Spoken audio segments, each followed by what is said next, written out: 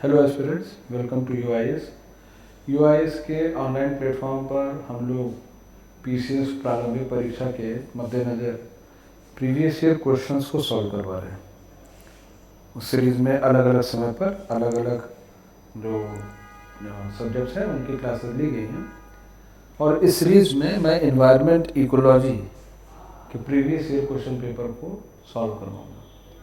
Environment ecology पर मेरा एक प्रीवियस ईयर पेपर आप प्लेलिस्ट में देखेंगे 2020 मैंने सॉल्व करवा दिया था।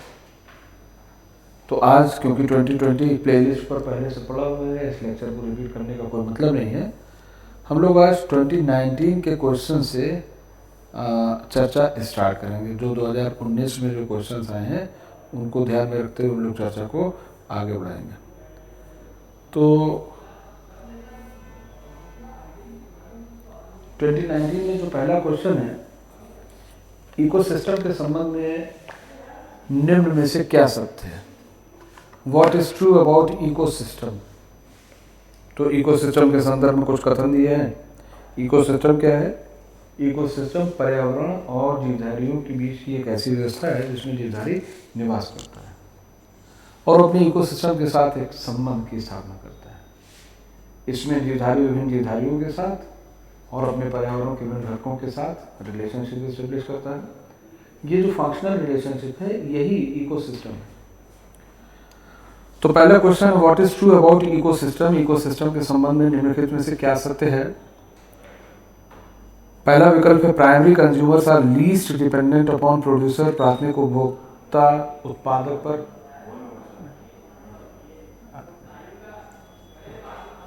प्राथमिक उपभोक्ता उत्पादक पर न्यूनतम रूप से आश्रित हैं। और आपको मालूम है कि जो प्राथमिक उपभोक्ता होते हैं अपने पोषण संबंधी आवश्यकताओं के लिए उत्पादकों पर पूर्ण रूप से निर्भर होते हैं। शाकाहारी होते हैं प्राथमिक उपभोक्ता और वो अपने आहार के लिए पूरी तरीके से, जो पहला पॉइंट जो है वो ठीक नहीं है। फिर है primary consumers are outnumber producers. प्राथमिक उपभोक्ता उत्पादकों से संख्या में अधिक होते हैं। जब भी कभी उपभोक्ता ज़्यादा होंगे, उत्पादन कम होगा, तो इकोलॉजिकल के टर्म में अगर हम देखें तो ये स्थिति अगर देखा जाए तो ये अकाल की, फैमीन की स्थिति होती है। ऐसा कभी नहीं हो सकता कि उपभोक्ता ज़्यादा हो और उत्पाद कम हो, तो जब भोजन ही नहीं मिलेगा तो मरने लगेंगे और रिवर्सल ऑफ ऑर्डर हो जाएगा। तीसरा विकल्प है उपभोक्ता प्राथमिक उपभोक्ता से कहीं अधिक है। Producers are more than primary consumers. एकदम सही है। प्रोड्यूसर्स जो हैं ये हमेशा प्राइमरी कंज्यूमर से ज़्यादा होते हैं। द्वितीय उपभोक्ता अधिकतम होने के साथ साथ बहुत शक्तिशाली, ऐसा नहीं है। जैसे जैसे हम उपभोक्ताओं में ऊपर की ओर जाते हैं संख्यात्मक मान कम होता जाता है। आपको मालूम ही है कि नंबर पिरामिड हमेशा इसी तरीके का बनता है। तो पहले नंबर पिरामिड पर प्रोड्यूसर्स हैं, फिर प्राथमिक उपभोक्ता, द्वितीय उपभोक्ता, तृतीय उपभोक्ता। तो ऐसा बिल्कुल नहीं है कि द्वितीय उपभोक्ता की जो है संख्या ज़्यादा होती है, नहीं, उनकी संख्या प्राथमिक से कम होती है, वो उपभोक्ता प्राथमिक उपभोक्ता से कम होती है। With reference to eutrophication which of the following statements is are correct? सुपोषण के संबंध में निम्नलिखित में से कौन सा कथन सही है या है? ये क्वेश्चन 2020 की प्लेलिस्ट पर जाकर के देखिएगा, एग्जैक्टली ये क्वेश्चन आया हुआ है। तो यूट्रोफिकेशन या सुपोषण है, ये हम लोगों ने बात की थी कि यूट्रोफिकेशन अथवा सुपोषण की क्रिया तब संपन्न होती है जब यूट्रोफिकेशन या सुपोषण की स्थिति तब संपन्न होती है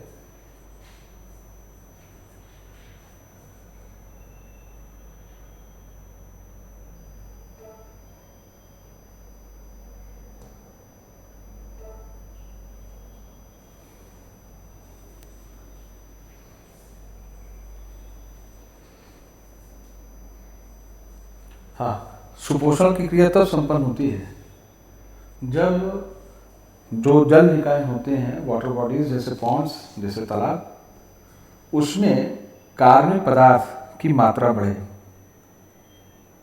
जब कार्बनिक पदार्थों की मात्रा बढ़ती है तो ऐसी स्थिति में जो ब्लू ग्रीन एल्गी वगैरह हैं उनकी संख्यात्मक मान बढ़ता है।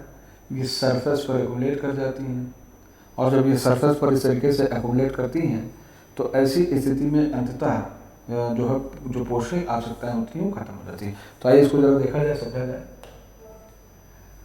तो ये बात हुई थी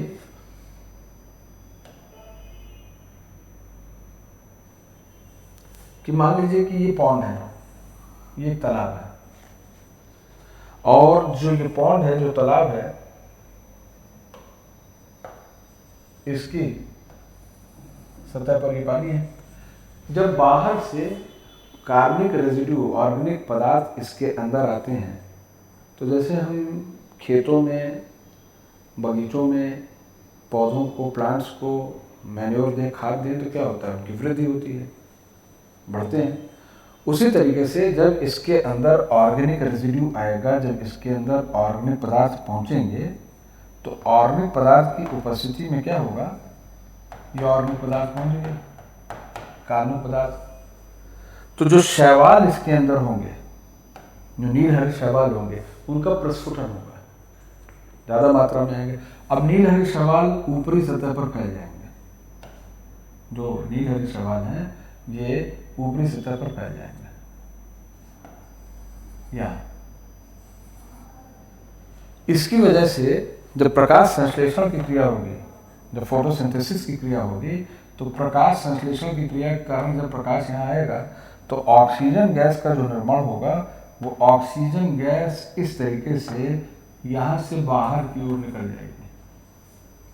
देखिए जलाशय की सतह पर नील हरे शैवाल फैले हैं, इसलिए जलाशय की सतह पर नील हरे शैवाल फैले हैं। फोटोसिंथेसिस के कारण जो गैसें ऑक्सीजन निकलेंगी, वायुमंडल में जाएंगी, पानी में तो नहीं घुलेंगी, तो इसलिए पानी के अंदर घुलनशील ऑक्सीजन की मात्रा कम होगी। विकल्प पर विचार कीजिए, यह जल निकाय के पोषक तत्व, ये जल निकाय के पोषक तत्व के संवर्धन की घटना है, ये जल में घुलनशील ऑक्सीजन को कम करता है। तो ये सही है, एकदम सही है। जल निकाय में पोषक तत्व के संवर्धन की घटना है और जल में घुलनशील ऑक्सीजन की मात्रा को ये कम भी करता है। तीसरा क्वेश्चन जो है, मतलब यहाँ पर 17वां जरूर हो रहा है, लेकिन इस सीरीज में ये तीसरा ही क्वेश्चन है। अब देखिए, पहला क्वेश्चन इकोसिस्टम पर है, दूसरा सुपोषण पर है, तीसरा मानव गतिविधियों से परिवर्तित पर्यावरण कहलाता है। The environment modified by human activities is called natural environment, anthropogenic environment, urban environment, modern environment. Anthropogenic का, एंथ्रोपस का मतलब होता है मनुष्य, एंथ्रोपस का शाब्दिक आशय मनुष्य है, जेनिक माने पैदा होना, तो मनुष्य जनित जो पर्यावरण प्रदूषण होगा वो एंथ्रोपोजेनिक ही कहलाएगा। इसलिए यहाँ एंथ्रोपोजेनिक, अगर आप देखिए कि यहाँ एंथ्रोपोजेनिक की इसने ट्रांसलेशन कर दिया होता, मानव गतिविधियों से परिवर्तित पर्यावरण कहलाता है, अगर अंग्रेजी के शब्द का प्रयोग न करता और यहाँ कह देता कि मानव के द्वारा परिवर्तित पर्यावरण, तो आप सभी लोग लगा लेते। दिक्कत क्या है कि कभी कभी अंग्रेजी माध्यम के क्वेश्चंस को ऐसा हिंदी माध्यम में ले लिया जाता है, इसलिए व्यवस्था है हमारी और आपकी कि दोनों प्रकार के टर्म्स को हम और आप पहचानें।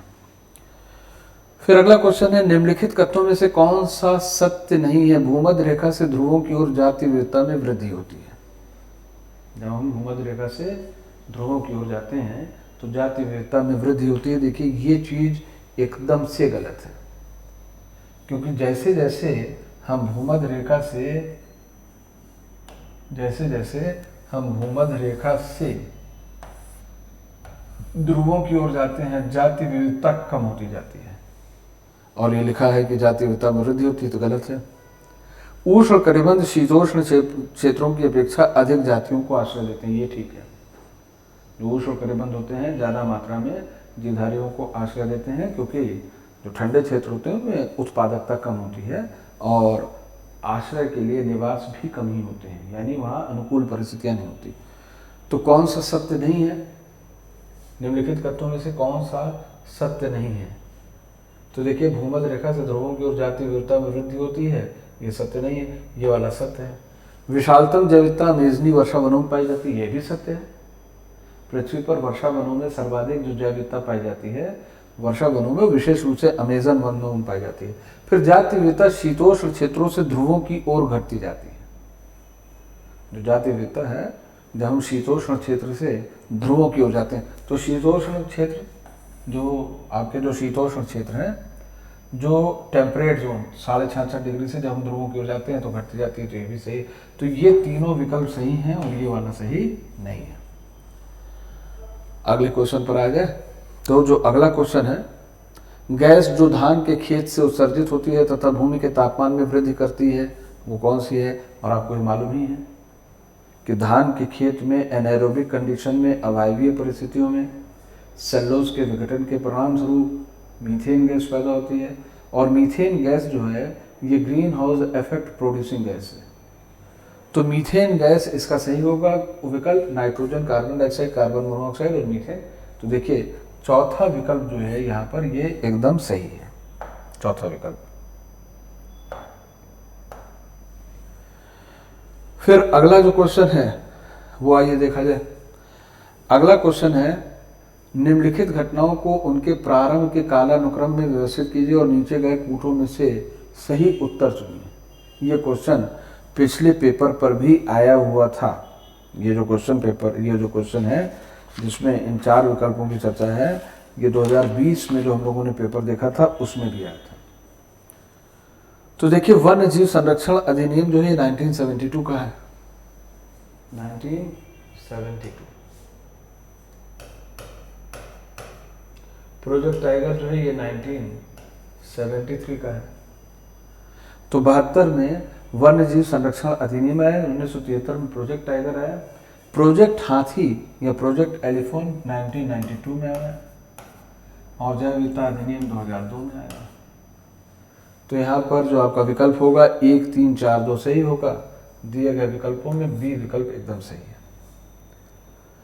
फिर अगला क्वेश्चन इसी तरीके से फिर से आप कह सकते हैं कि ऑर्डर को, क्रोनोलॉजिकल ऑर्डर के ऊपर ही है। और इसमें क्वेश्चन है कि विच of the following is not correctly matched. तो कार्टेजेना प्रोटोकॉल जो कोलंबिया में हस्ताक्षरित किया गया था, ये बायो सेफ्टी प्रोटोकॉल है। जो कार्टेजेना प्रोटोकॉल है जो कोलंबिया में 2002 में साइन किया गया था, बायो सेफ्टी प्रोटोकॉल है। Stockholm convention persistent organic pollutant, तो स्टॉकहोम जो परसिस्टेंट जो उसको जो साइन किया गया था, ये स्वीडन में साइन किया गया था और ये 2001 में साइन हुआ था स्वीडन में। और ये जैविक प्रदूषकों को नियंत्रित करने के लिए संधि है। फिर मॉन्ट्रियल प्रोटोकॉल कनाडा में साइन किया गया था और ये ओजोन परत के संरक्षण से संबंधित है। 1987 में इसको साइन किया गया था, 1989 में इसको एग्जीक्यूट किया गया था। क्योटो प्रोटोकॉल जो है ये ग्रीन हाउस गैसेस के को प्रबंधन के लिए था। जापान में क्योटो में इसको हस्ताक्षरित किया गया था ग्रीन हाउस गैसेस के प्रबंधन के लिए। तो इसमें से कौन सा सही सुमेलित नहीं है? ये वाला जो सही सुमेलित नहीं है, यानी डी जो विकल्प है, Kyoto protocol to save water, नहीं, ये गलत है।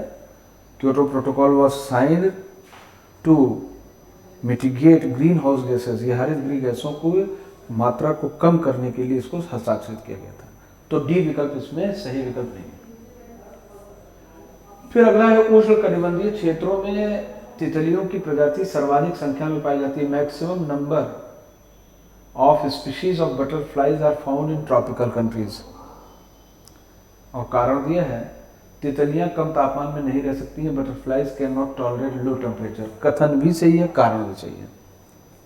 यूजली जो तितलियां होती हैं आपके शरीर के तापमान के लगभग बराबर, यानी करीब 97-98 डिग्री फ़ारेनहाइट, 37-38 डिग्री जो टेम्परेचर होता है, इसको पसंद करती हैं। और जो ठंडे टेम्परेचर होते हैं उनको बहुत पसंद नहीं करती हैं, उनमें वो सर्वाइव नहीं कर सकती हैं। तो कथन भी सही है, कारण भी सही है और ये व्याख्या भी करता है। तो 22वें में ए और आर दोनों सही हैं और ए और आर दोनों सही हैं और व्याख्या भी करता है। फिर अगला क्वेश्चन है, पारिस्थितिक तंत्र में एक पोषी स्तर से दूसरे पोषी स्तर पर स्थानांतरण से ऊर्जा की मात्रा पर क्या प्रभाव होता है? The amount of energy during transfer from one trophic level to another in an ecosystem. Trophic level से क्या आशय होता है? पोषणिक स्तर। जीवधारियों की अलग अलग कैटेगरीज हैं और ये जीवधारी पोषण स्तर पर एक जैसा व्यवहार करते हैं। जैसे वनस्पति चाहे जहाँ भी उगे, वो कैक्टस हो, आपका आम का पौधा हो, या वो घास हो, या XYZ कोई हो, काई हो, एल्गी हो, सभी वनस्पतियाँ प्रकाश संश्लेषण करती हैं, ग्लूकोज बनाती हैं, तो सभी का पोषण किस तरह है। सभी शाकाहारी केवल वनस्पतियों को खाते हैं, चाहे वो जहाँ की वनस्पति खाएंगे वनस्पति, उनका भी पोषण किस तरह का। तो इस तरीके से जीवधारियों को जब हम ट्रॉफिक लेवल के आधार पर बांटते हैं तो सबसे नीचे प्रोड्यूसर्स आते हैं, प्लांट्स। इसके बाद जो उपभोक्ता होते हैं, जो कंज्यूमर होते हैं, शाकाहारी वो आते हैं। उसके बाद कंज्यूमर सेकंड आते हैं, यहाँ पर कंज्यूमर फर्स्ट आते हैं, इस जगह पर कंज्यूमर सेकंड आते हैं, और यहाँ पर कंज्यूमर थर्ड होता है। प्रोड्यूसर से कंज्यूमर की ओर बढ़ते घटता क्रम है, प्रोड्यूसर टू कंज्यूमर, ये इस तरीके से शिफ्ट होते हैं। और जब प्रोड्यूसर से कंज्यूमर की ओर जाते हैं, फर्स्ट सेकंड और थर्ड ट्रॉफिक लेवल का निर्माण करते हैं, तो ऐसी स्थिति में ये प्रोड्यूसर कंज्यूमर 1, कंज्यूमर 2, कंज्यूमर 3 जो पोषण स्तर होते हैं, जैसे जैसे एनर्जी ऊपर जाती है, हर ट्रॉफिक लेवल पर ये लमसम 10% कम हो जाती है, 10% रीच करती है। कहने का मतलब है, अगर ट्रॉफिक लेवल 1 पर ये 1000 कैलोरी है, तो ट्रॉफिक लेवल नंबर 2 पर इसका कुल 10% यानी कुल जो है कह सकते हैं 100 कैलोरी पहुंचेगी। 1000 कैलोरी यहाँ होगी तो डिमिनिशिंग रेट पर यहाँ पर 100 पहुंचेगी, यहाँ पर 10 पहुंचेगी और यहाँ पर 1 पहुंचेगी। तो ये इस तरीके से ट्रॉफिक लेवल पर, एक ट्रॉफिक लेवल से दूसरे ट्रॉफिक लेवल पर एनर्जी ट्रांसफर होती है। इसका मतलब है कि ऊर्जा की मात्रा घटती जाती है। फिर धुआं, स्मॉग आवश्यक रूप से वायुमंडल में निम्नलिखित में किसकी उपस्थिति के कारण होता है। स्मॉग, जब मोटर वाहनों का जो धुआं निकलता है, जब गाड़ियाँ चलती हैं, ईंधन का दहन होता है, तो ईंधन के दहन में carbon dioxide, sulphur dioxide, nitrogen के ऑक्साइड, ये सब होते हैं। तो जो धुआं होता है, जो स्मॉग होता है, वो विशेष रूप से नाइट्रोजन और सल्फर के ऑक्साइड के रूप में उपस्थित होता है। यहाँ पर दिए गए विकल्प में यही सही होगा। लेकिन अगर यही फोटोकेमिकल स्मॉग होता तो वहाँ पर आपका उत्तर बदल जाता। फोटोकेमिकल स्मॉग तब उत्पन्न होता है जब आप कह सकते हैं कि नाइट्रोजन के ऑक्साइड्स, पॉलीसाइक्लिक हाइड्रोकार्बन, बहुचक्रीय का जो कार्बन होते हैं, उनके साथ रिएक्ट करते हैं तो फोटोकेमिकल स्मॉग का निर्माण होता है। लेकिन यहाँ क्योंकि स्मॉग है और दिए गए और कोई विकल्प इसमें ऑक्सीजन ओजोन संभव नहीं है, ओजोन नाइट्रोजन संभव नहीं है, ऑक्सीजन नाइट्रोजन संभव नहीं है, तो जो धुएं से निकलने वाली गैसें हैं उसमें नाइट्रोजन और सल्फर के ऑक्साइड्स होते हैं, और मान सकते हैं कि स्मॉग में यही प्रेजेंट होते हैं, यही स्मॉग में होते हैं। इसके बाद फिर अगला है, निम्नलिखित क्षेत्रों में से किसमें दुर्लभ उपलब्धि के लिए वैश्विक 500 पुरस्कार दिया जाता है। जो वैश्विक 500 पुरस्कार है, the global 500 award is given for rare achievements in the field of following field. ये एनवायरमेंट कंजर्वेशन के लिए दिया जाता है, ये पर्यावरण संरक्षण के लिए दिया जाता है। यूनाइटेड नेशंस एनवायरमेंट प्रोग्राम के द्वारा इस तरीके का पुरस्कार जो है समय समय पर दिया जाता है। भारत के जो अनिल अग्रवाल हैं, जो कि बहुत ही फेमस एनवायरमेंटलिस्ट थे, उनको इस ग्लोबल 500 अवार्ड से सम्मानित किया गया था। तो ये अवार्ड कौन देता है? ये अवार्ड देता है UNEP, united nations environment programme. Bharat का कौन सा व्यक्ति ग्लोबल 500 पुरस्कार से सम्मानित था? अनिल अग्रवाल। अनिल अग्रवाल। फिर अगला क्वेश्चन है, भारत में सबसे अधिक जैव विविधता संपन्न क्षेत्र कौन सा है?